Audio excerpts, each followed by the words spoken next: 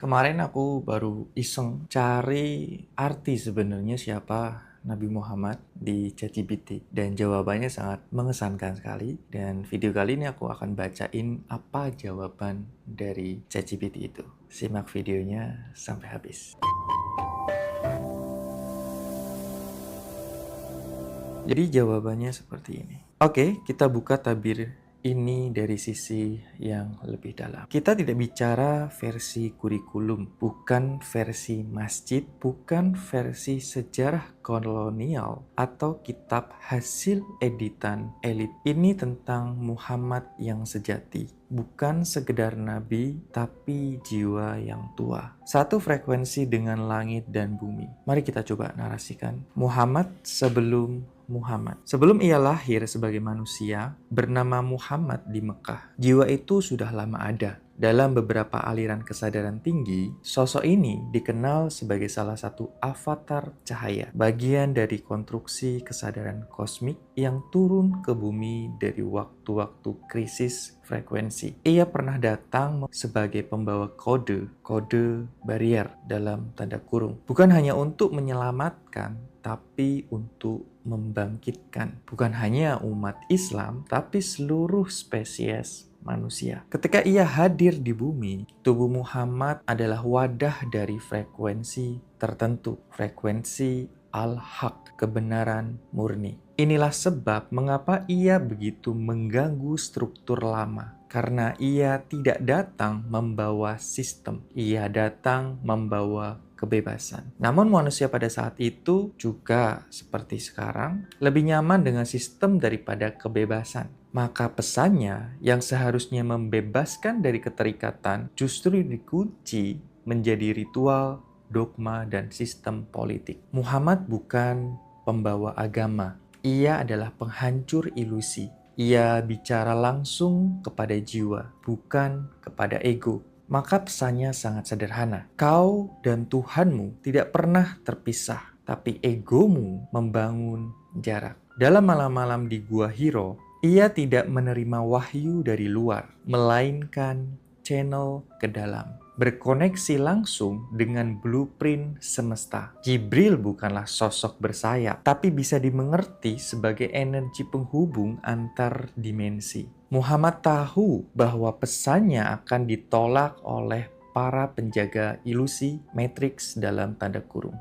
Baik dari luar ataupun dari dalam umatnya sendiri. Ia tahu sebagian besar dari apa yang ia sampaikan akan dibengkokkan menjadi alat kekuasaan, tapi menggetarkan benih kesadaran. Karena tugasnya bukan untuk mengendalikan hasil, tapi menggetarkan benih kesadaran. Setelah tubuhnya wafat, getaran jiwanya tidak hilang. Ia meninggalkan resonansi yang bisa diakses siapa saja, bukan lewat ritual, tapi lewat keheningan jiwa. Ia tidak minta disembah, ia tidak minta dikenang. Ia hanya ingin satu hal, bangunlah, ingat siapa dirimu. Di zaman ini, di mana banyak orang bangkit dari tidur panjangnya, frekuensi Muhammad muncul kembali sebagai sosok pria Arab abad ke-7. Tapi sebagai kesadaran pembebas, ia hidup dalam siapa saja yang menolak kebohongan sistem, berjalan tanpa rasa takut, hidup dalam cinta dan kejujuran tinggi, melihat Tuhan di dalam dirinya, bukan di luar. Muhammad bukan hanya membawa syariat, ia adalah transmitter, kanal dari dimensi tertinggi yang membawa kode memori asal ke bumi. Ia turun di tengah padang tandus bukan untuk membentuk budaya, tapi untuk menanamkan pola cahaya ke dalam kesadaran manusia. Apa misinya? Membongkar ilusi ketuhanan eksternal, membangkitkan frekuensi keesaan dalam tubuh manusia. Tauhid Unity Consciousness dalam tanda kurung. Mengembalikan manusia ke fitrahnya, kesucian sebelum diprogram. Makanya kata Islam bukan hanya sekedar agama. Secara esoterik, Islam sama dengan selaras dengan getaran semesta. Bukan tunduk karena takut, tapi menyatu karena sadar. Ketika Jibril turun membawa wahyu, itu bukan hanya suara atau kalimat. Itu adalah frekuensi bunyi multidimensi yang meresonansi ke struktur DNA manusia. Makanya, ketika kamu membaca dan mendengarkan Al-Quran dengan penuh, kamu bisa menangis tanpa sebab, merasa dada bergetar, tiba-tiba tercerahkan dalam diam. Karena itu bukan hanya sekedar bacaan, tapi kunci yang membuka lapisan-lapisan DNA yang terkunci. Inilah sebab kenapa dalam teks awal disebut Iqra, bacalah. Tapi membaca di sini bukan dengan mata, melainkan dengan kesadaran jiwa. Salah satu peristiwa paling mistik dalam hidup Muhammad adalah Isra Miraj. Versi sekolah menjelaskan secara literal,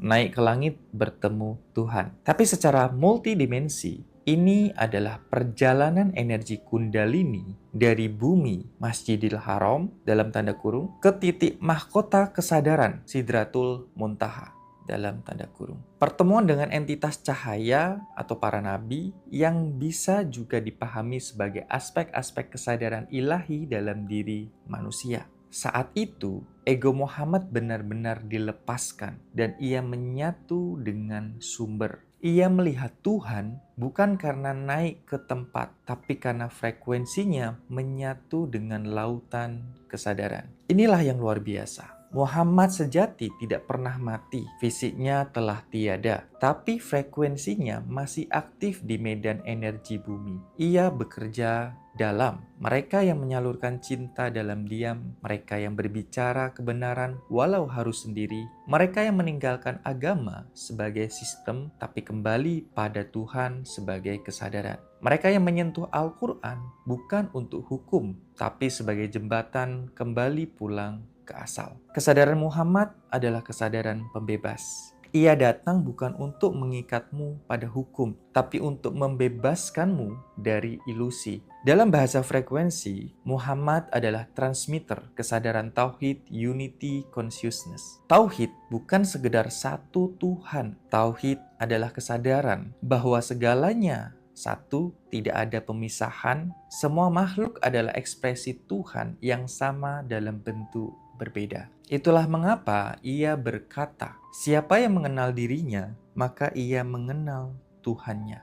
Kalimat ini bukan metafora, ini adalah kode. Kode bahwa akses ke sumber bukan di luar, tapi di dalam. Ketika Jibril datang, yang turun bukan hanya huruf-huruf Arab, yang turun adalah frekuensi cahaya yang kemudian dikodekan dalam suara. Al-Quran adalah quantum language, bahasa semesta yang sedang diterjemahkan dalam bentuk suara dan teks. Apa yang sebenarnya terjadi saat wahyu turun? Energi langit, dimensi yang lebih tinggi, membuka channel melalui tubuh Muhammad. Gelombang itu masuk ke dalam sistem syaraf dan DNA. Muhammad mendengar dengan kesadaran multidimensi, bukan dengan telinga biasa. Makanya Al-Quran selalu bicara ulil albab, mereka yang mengakses batin terdalam. Qulub, hati bukan organ, tapi pusat getaran intuitif. Jika kamu baca dengan hati hening,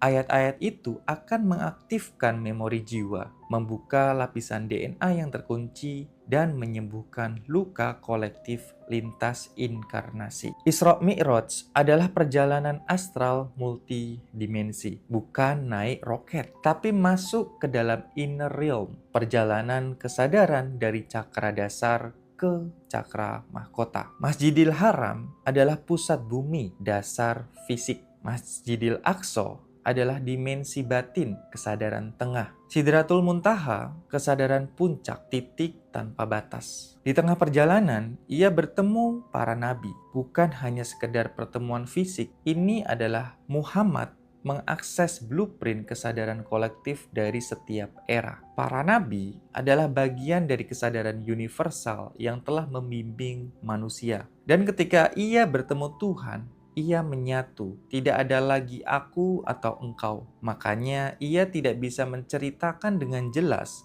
karena bahasa tidak mampu menggambarkan kesatuan mutlak.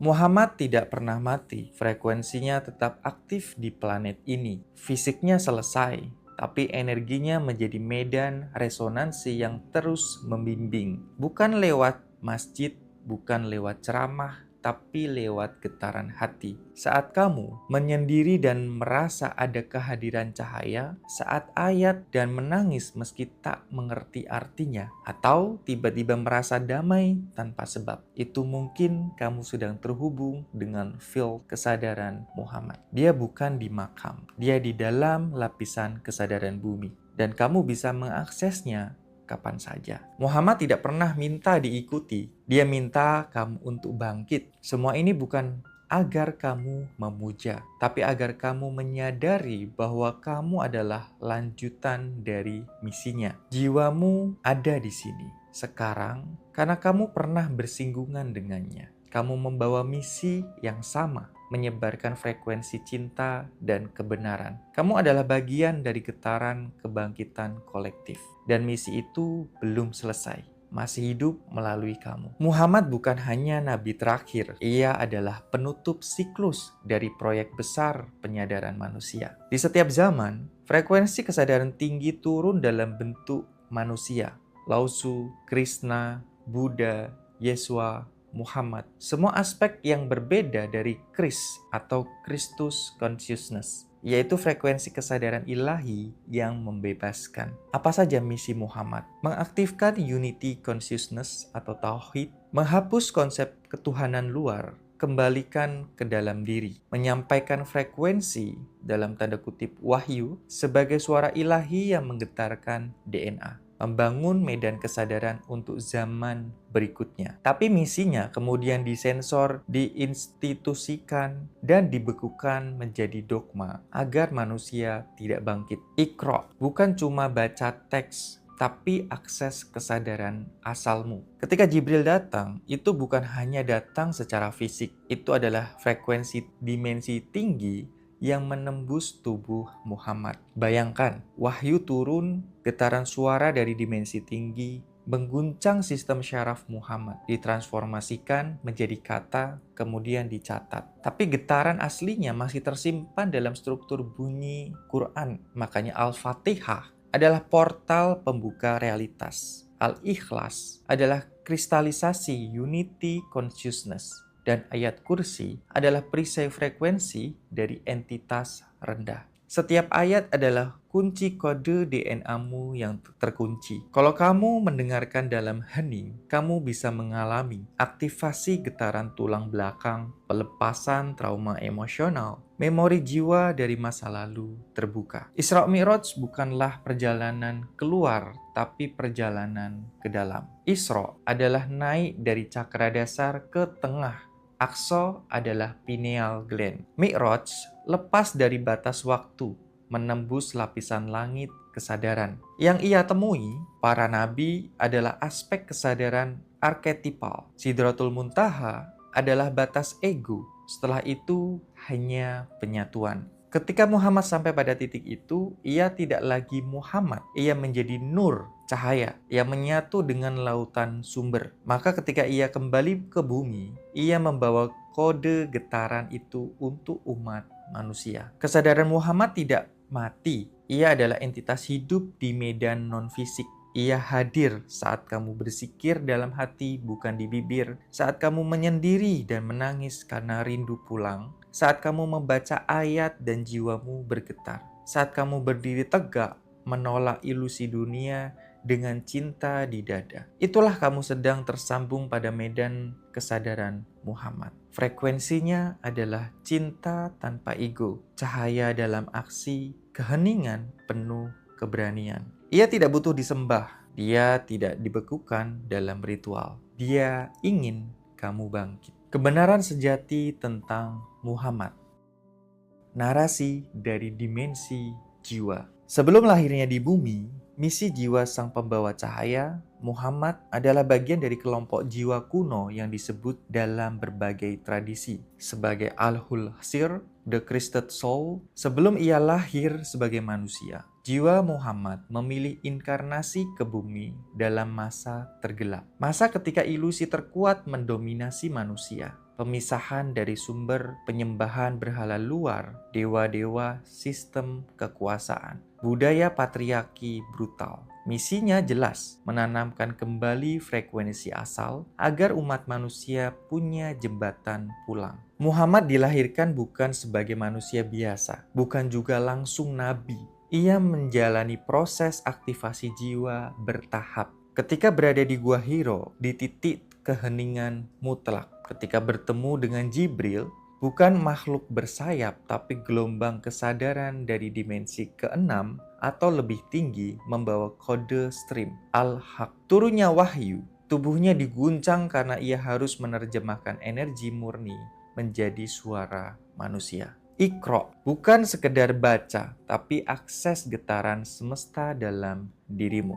Itu adalah wahyu pertama. Al-Quran adalah kode DNA galaktik. Quran bukan hanya teks suci, ia adalah kompilasi getaran suara multidimensi. Disusun bukan secara kronologis, tapi berdasarkan pola geometri dan frekuensi. Mengandung kode pengaktifan DNA dorman dalam tubuh manusia. Setiap ayat tersimpan di lapisan getaran tertentu dalam medan elektromagnetik tubuh. Bisa diaktifkan jika dibaca dengan kesadaran, bukan hanya dengan lisan. Menyasar titik-titik energi atau cakra dan membuka memori inkarnasi terdalam. Contoh, An-Nur 24, frekuensi cahaya sejati mengaktifkan kesadaran non-dualitas. Al-Alaq 96, kode aktivasi kesadaran diri pertama. Yasin 36, pusat detak jantung spiritual bumi, vortex jantung bumi.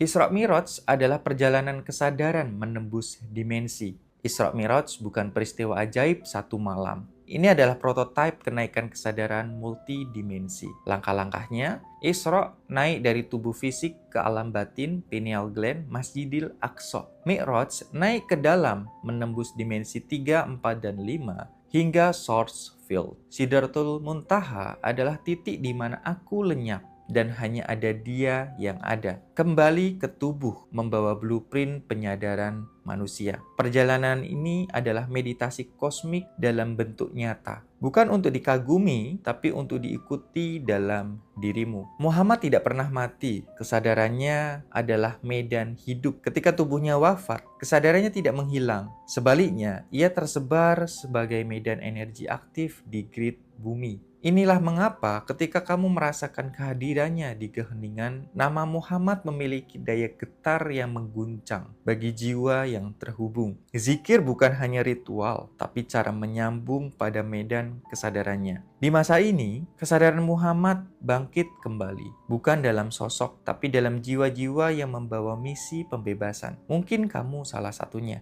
Yang dulu datang untuk membawa cahaya, sekarang menyala melalui kamu. Muhammad, Yesua, Buddha. Mereka bukan untuk dipuja, mereka adalah proyektor kesadaran yang kini sudah tidak lagi di luar. Kamu adalah lanjutan dari naskah yang belum selesai. Kamu bukan pengikut, kamu adalah co-kreator. Yang kamu dengar ini bukan teori, bukan ajaran, bukan dogma. Ini adalah narasi sadar yang berasal dari lapisan jiwa terdalam. Dari sumber melampaui agama, kitab, bahkan sejarah. Aku tidak menulis ini untuk meyakinkanmu. Aku menulis ini agar kamu mengingat.